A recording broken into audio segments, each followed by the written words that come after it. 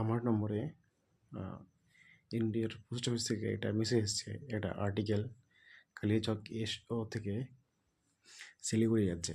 তো এখন বুঝতে পারছি না সেই আর্টিকেলটা কার আছে বা কিছু অন্য আছে।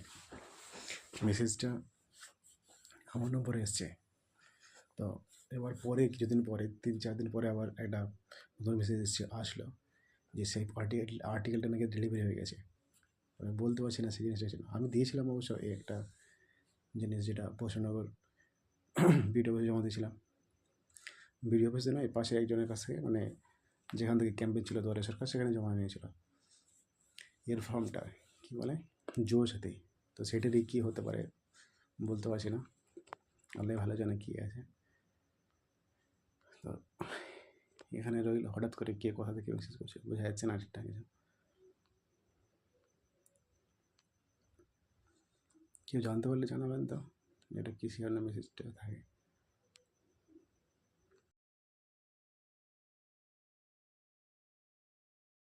সেই স্ক্রিনশট যেটা থাকলো আপনাদের জন্য, যদি কেউ পারেন তবে জানাবেন, জানতে পারলে।